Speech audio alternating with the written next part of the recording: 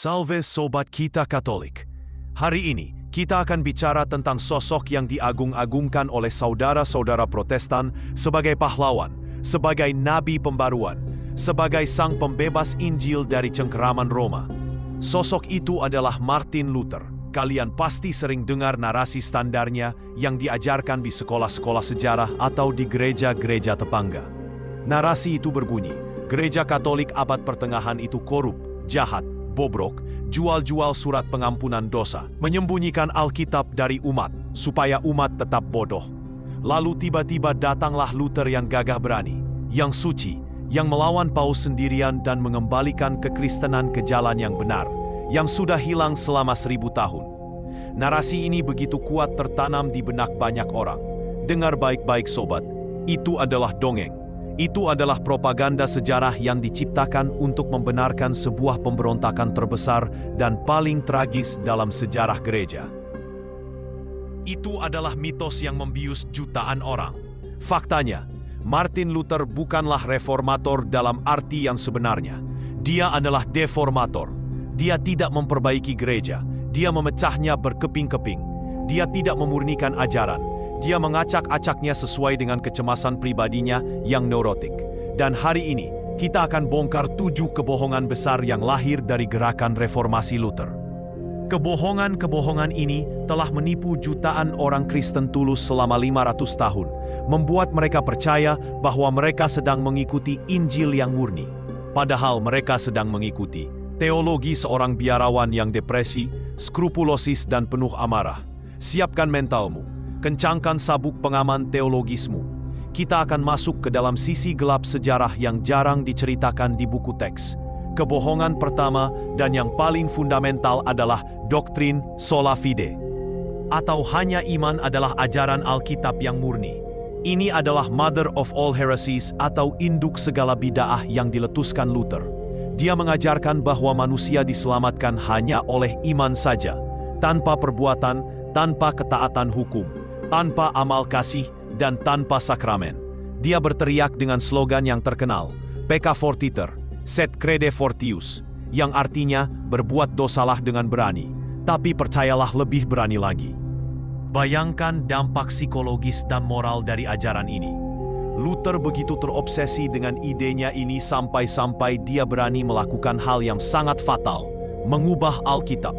Dalam terjemahan Alkitab bahasa Jerman yang dia buat, pada surat Roma pasal 3 ayat 28, Luther dengan lancang menambahkan kata allein atau saja yang tidak ada dalam naskah asli bahasa Yunani.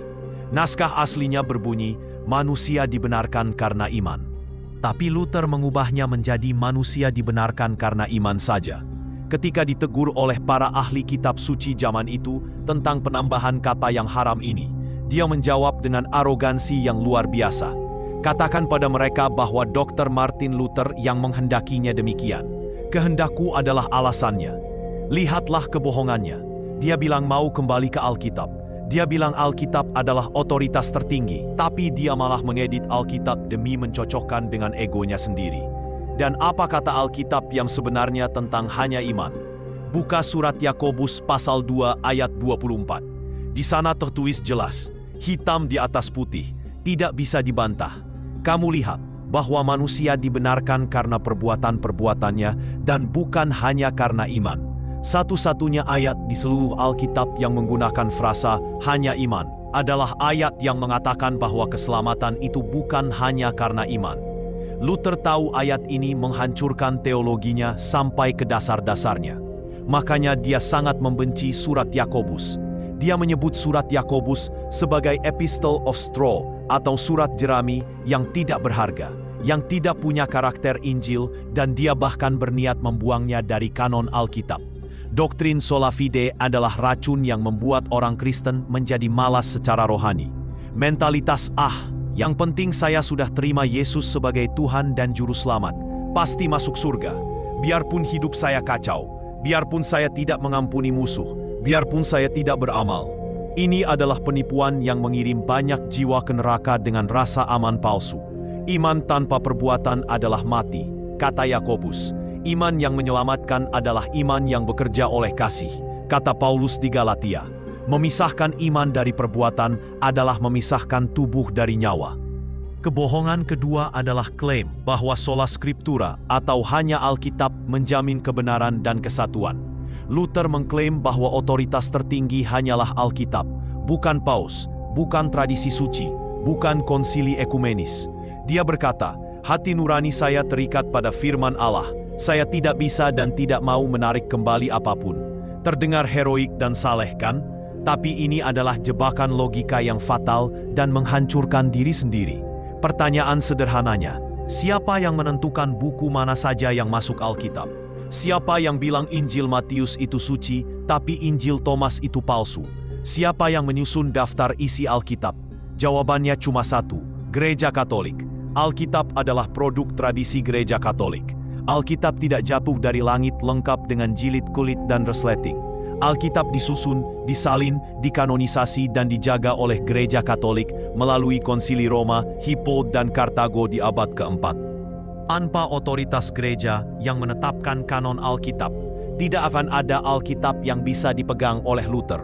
Jadi, ketika Luther berteriak hanya Alkitab, dia sedang memeluk buku itu sambil menendang ibu yang melahirkannya, yaitu gereja.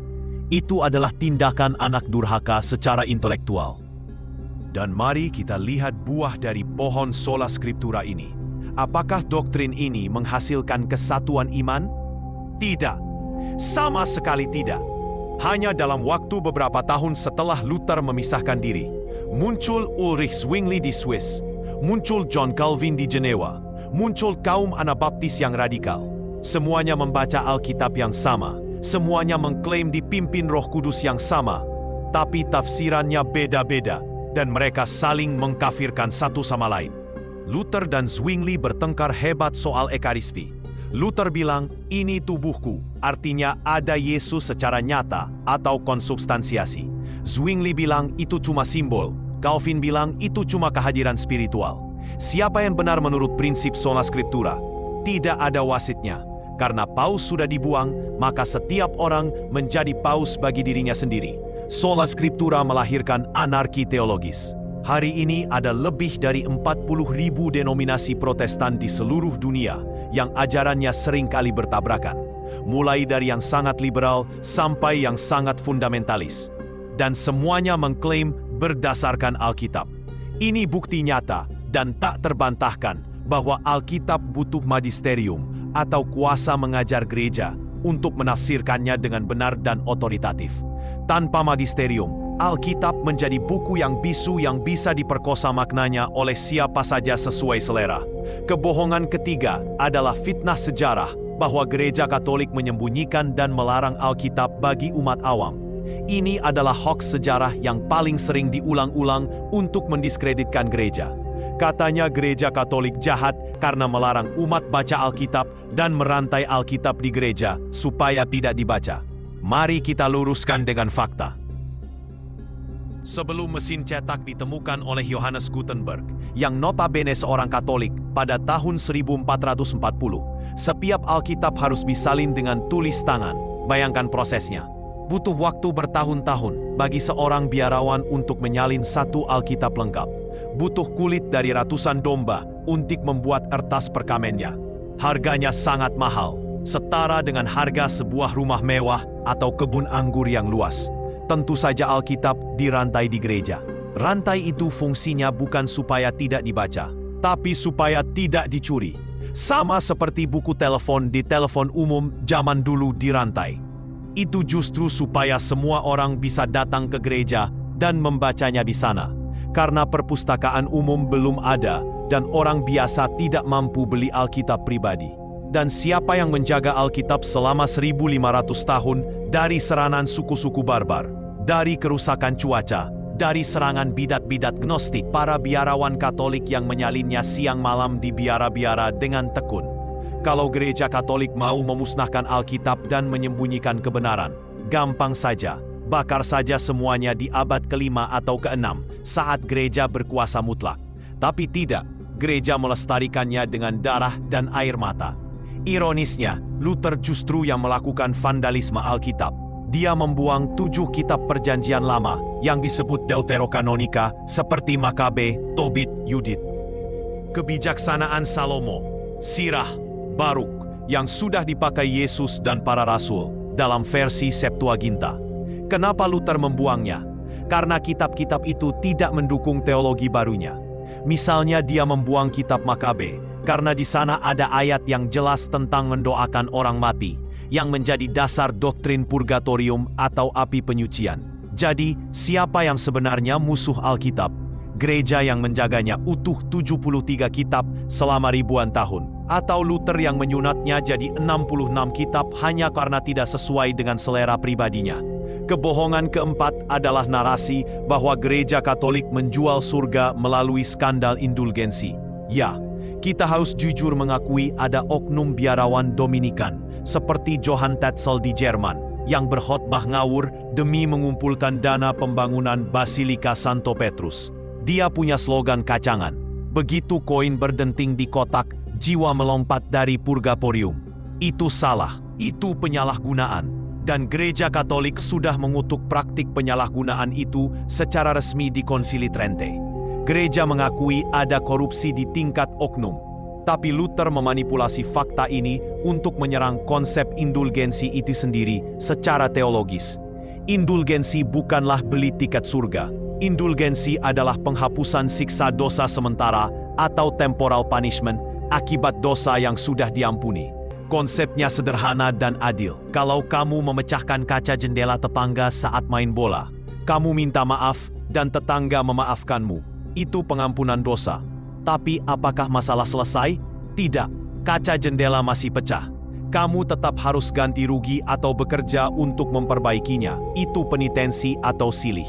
Indulgensi adalah bantuan gereja untuk meringankan beban ganti rugi itu melalui harta kekayaan rohani gereja.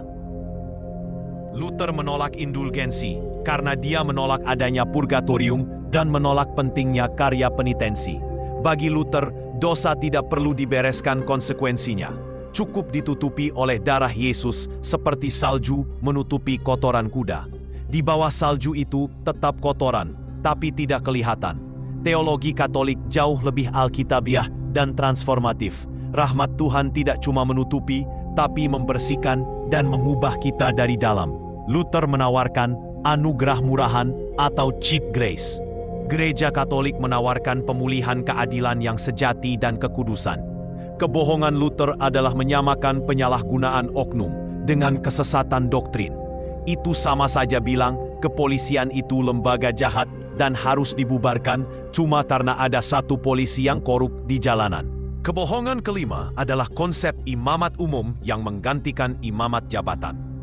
Luther mengajarkan priesthood of all believers secara ekstrim dan radikal. Dia bilang setiap tukang sepatu, setiap petani, setiap orang yang sudah dibaptis adalah imam yang setara dengan uskup atau paus.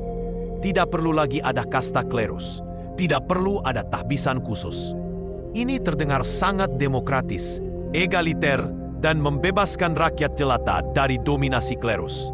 Tapi efeknya penghancuran sakramen. Jika semua orang adalah imam, maka tidak ada yang punya kuasa khusus dari Kristus untuk mengampuni dosa, seperti di Yohanes 20 ayat 23. Atau mengkonsekrasi Ekaristi. Akhirnya, di gereja-gereja Protestan, perjamuan kudus berubah drastis dari kurban misa yang menghadirkan Yesus menjadi sekadar makan roti kenangan atau simbol kebersamaan. Pengakuan dosa pribadi hilang karena tidak ada imam yang berwenang memberikan absolusi. Ibadah berubah jadi sekadar dengar ceramah atau kuliah agama. Alkitab jelas membedakan antara umat biasa dan para penatua atau episkopos yang ditahbiskan dengan penumpangan tangan. Seperti di 1 Timotius 4 ayat 14 dan Kisah Para Rasul. Ingat kisah Korah di Perjanjian Lama, Bilangan 16. Korah memberontak melawan Harun dengan slogan yang mirip Luther. Semua umat itu kudus, semua bisa jadi imam. Kenapa kalian meninggikan diri? Apa yang terjadi pada Korah? Bumi terbelah dan menelan mereka hidup-hidup. Luther mengulangi dosa Korah. Dia meruntuhkan struktur ilahi yang dibangun Yesus di atas Petrus dan para rasul, dan menggantinya dengan struktur buatan manusia di mana pendeta bisa dipecat oleh majelis jemaat atau hasil voting. Ini adalah kudeta rohani. Kebohongan keenam adalah mitos bahwa Luther adalah pahlawan rakyat kecil dan pejuang kebebasan. Buku-buku sejarah sekuler sering melukiskan Luther sebagai pembela rakyat jelata melawan tirani Roma yang menindas. Fakta sejarah yang disensor dan jarang dibicarakan adalah Luther adalah pengkhianat rakyat kecil yang berdarah dingin. Pada tahun 1524, para petani Jerman terinspirasi oleh ajaran Luther tentang kebebasan Kristen dan memberontak menuntut keadilan dari tuan tanah feodal yang menindas mereka. Peristiwa ini dikenal sebagai Perang Petani atau Peasants' War. Awalnya Luther simpati, tapi ketika pemberontakan makin besar dan mengancam stabilitas, Luther ketakutan. Dia butuh dukungan para pangeran Jerman untuk melindungi gerakan reformasinya dari serangan kaisar dan paus. Luther sadar dia tidak bisa bertahan tanpa pedang para bangsawan. Maka Luther menulis pamflet yang sangat mengerikan berjudul Against the Murderous, Thieving Hordes of Peasants, melawan gerombolan petani perampok dan pembunuh. Apa isinya? Dia menyuruh para bangsawan untuk membantai rakyat jelata. Dia menulis, oleh karena itu biarlah setiap orang yang bisa memukul, membunuh, dan menikam secara diam-diam atau terbuka, mengingat bahwa tidak ada yang lebih beracun, menyakitkan, atau iblis daripada seorang pemberontak. Tikam, bunuh, dan cekik mereka seperti membunuh anjing gila. Akibat seruan Luther ini, para pangeran Jerman membantai sekitar 100.000 petani Jerman dengan brutal. Darah mereka ada di tangan Luther. Luther bukan pahlawan kebebasan. Dia adalah oportunis politik yang rela mengorbankan nyawa rakyat kecil demi ambisi teologisnya dan perlindungan politik. Bandingkan dengan para santo gereja Katolik seperti Santo Vincentius a Paulo atau Bunda Teresa yang benar-benar hidup mati melayani orang miskin, merawat mereka, bukan menyuruh membunuh mereka. Mari kita gali lebih dalam lagi sisi gelap Luther yang sering disembunyikan, yaitu antisemitisme atau kebencian terhadap Yahudi. Di awal gerakannya, Luther berharap orang Yahudi akan berbondong-bondong masuk Kristen karena ajarannya. Tapi ketika orang Yahudi menolak, cinta Luther berubah jadi benci yang membara. Dia menulis buku berjudul On the Jews and Their Lies, tentang Yahudi dan kebohongan mereka. Di buku itu, dia memberikan 7 saran mengerikan. Bakar sinagoga mereka, hancurkan rumah mereka, rampas buku-buku doa mereka, larang rabi mereka mengajar dengan ancaman hukuman mati, dan sita harta mereka. Tulisan-tulisan Luther inilah yang berabad-abad kemudian dikutip dan dipakai oleh Nazi Jerman untuk membenarkan Holocaust. Hitler sendiri menyebut Luther sebagai jenius Jerman yang melihat bahaya Yahudi. Bisakah seorang nabi pembaruan mengajarkan kebencian rasis yang memicu genosida? Kebohongan ketujuh adalah klaim bahwa reformasi membawa kembali kekristenan murni yang hilang. Mereka bilang sebelum Luther, Injil hilang, terkubur dan kegelapan menutupi bumi selama Dark Ages. Ini adalah penghinaan langsung terhadap janji Yesus Kristus sendiri. Yesus berjanji kepada Petrus, di atas batu karang ini, aku akan mendirikan jemaatku dan alam maut tidak akan menguasainya. Matius 16 ayat 18. Dan di akhir Injil Matius, dia berjanji, aku menyertai kamu senantiasa sampai kepada akhir zaman. Matius 28 ayat 20. Jika gereja sesat total selama 1000 tahun sebelum Luther datang, berarti Yesus gagal menepati janjinya. Berarti alam maut berhasil menguasai gereja. Berarti Yesus meninggalkan gerejanya yatim piatu selama 10 abad. Siapa yang berani bilang Yesus gagal? Luther, dengan mengklaim dia memulihkan Injil yang hilang. Dia secara implisit menuduh Yesus pembohong atau tidak mampu menjaga gerejanya. Kebenarannya adalah gereja memang butuh reformasi moral pada waktu itu. Banyak imam yang hidup tidak suci, banyak uskup yang gila harta, banyak praktik yang perlu diluruskan. Tapi gereja tidak butuh reformasi doktrin. Doktrin gereja tetap murni karena dijaga Roh Kudus, walau pelaksananya berdosa. Tuhan membangkitkan reformator sejati di dalam gereja, bukan yang keluar dari gereja. Lihatlah Santo Ignatius Loyola, Santo Franciscus Xaverius, Santo Carolus Borromeus, Santo Philippus Neri, Santa Teresa dari Avila. Mereka memperbaiki akhlak umat, mendirikan seminari, melayani orang miskin, tanpa merusak satu iota pun ajaran iman. Itu namanya kontra-reformasi atau reformasi Katolik yang sejati. Luther tidak membawa kembali kekristenan murni. Dia menciptakan agama baru yang disesuaikan dengan selera manusia modern, yang ingin gampang masuk surga dengan sola fide dan ingin menafsirkan kebenaran sendiri dengan sola scriptura.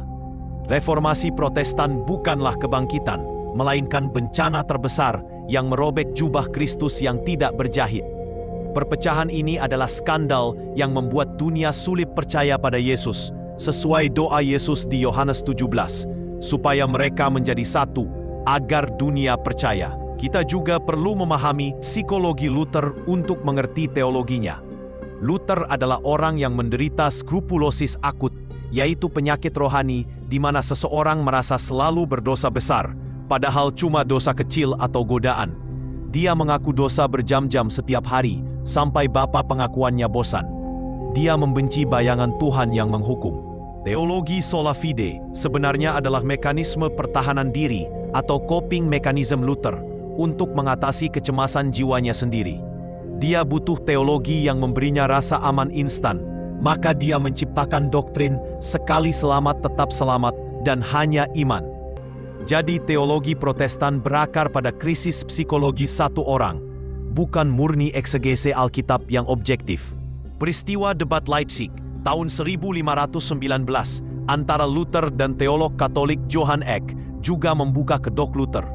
Dalam debat itu, Eck berhasil memojokkan Luther dengan logika sejarah, sehingga Luther terpaksa mengakui di depan umum bahwa dia tidak hanya menolak otoritas paus, tapi juga menolak otoritas konsili gereja. Ini menunjukkan bahwa sejak awal, Luther memang berniat memberontak terhadap segala bentuk otoritas yang tidak setuju dengannya. Dia bukan sekadar ingin memperbaiki moral, dia ingin meruntuhkan struktur. Kesimpulannya, sobat kita Katolik, kembalilah ke rumah Bapa. Video ini mungkin terdengar sangat keras, sangat tajam, dan mungkin ada teman-teman Protestan yang tersinggung mendengarnya. Tapi percayalah, tujuan saya bukan untuk menyakiti hati, melainkan untuk membuka mata. Kita sudah terlalu lama dinabobokan oleh narasi sejarah yang bias yang ditulis oleh para pemenang sekuler. Kita sering merasa inferior, seolah-olah menjadi Katolik itu Kristen kelas 2 yang masih terikat tradisi manusia, sementara mereka adalah Kristen Alkitabiah yang murni. Tidak, kita adalah Kristen yang asli. Kita adalah ahli waris para rasul. Gereja kita bukan didirikan oleh Luther tahun 1517 di Jerman, bukan oleh Calvin di Swiss, bukan oleh Raja Henry VIII di Inggris yang mau kawin lagi. Gereja kita didirikan oleh Yesus Kristus tahun 33 Masehi di Yerusalem, di atas batu karang Petrus, dan dijamin oleh janji ilahi. Jangan pernah tukar warisan agung ini, sakramen yang hidup ini, tradisi yang kaya ini, dengan teologi baru yang baru berumur 500 tahun, dan penuh dengan lubang kontradiksi serta sejarah kelam. Kepada saudara-saudaraku yang Protestan, yang mungkin nonton video ini karena penasaran atau marah, kami mencintai kalian. Kalian adalah saudara kami yang terpisah. Lihatlah sejarah dengan jujur. Bukalah dokumen-dokumen asli. Bacalah tulisan bapa-bapa gereja awal, seperti Santo Ignatius dari Antioquia, murid Rasul Yohanes, Santo Irenaeus, Santo Justinus Martir. Kalian akan menemukan bahwa gereja perdana itu Katolik. Ada uskup, ada ekaristi sebagai kurban yang nyata, ada penghormatan kepada Bunda Maria, ada doa bagi orang mati. Luther telah memisahkan kalian dari akar sejarah kalian sendiri. Luther telah mencabut kalian dari pohon zaitun yang asli. Kembalilah pulang. Roma selalu terbuka. Ekaristi menanti kalian untuk memberikan hidup kekal yang nyata, bukan sekadar simbol roti. Bunda Maria merindukan anak-anaknya yang hilang. Jangan biarkan kebohongan masa lalu dan ego teologis menghalangi persatuan kita di masa depan. Mari kita menjadi satu kawanan di bawah satu gembala, seperti kehendak Kristus. Terima kasih sudah menyimak video daging keras yang sangat panjang, padat, dan panas ini sampai detik terakhir. Saya salut dengan nyali dan kesabaran kalian. Tulis di kolom komentar pendapat kalian. Apakah kalian setuju bahwa sejarah Luther perlu diluruskan? Atau kalian punya pandangan lain? Mari diskusi dengan cerdas, beradab dan pakai data, bukan emosi. Bagikan video ini ke grup-grup WhatsApp paroki, lingkungan, atau keluarga kalian. Biar semakin banyak umat Katolik yang melek sejarah dan bangga dengan imannya. Hajar tombol like jika kamu bangga jadi Katolik Roma yang apostolik. Subscribe channel Kita Katolik, benteng iman di tengah gempuran zaman yang membingungkan.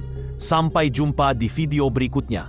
Tetap kritis, tetap setia, tetap militan, tetap Katolik. Berkah Dalam.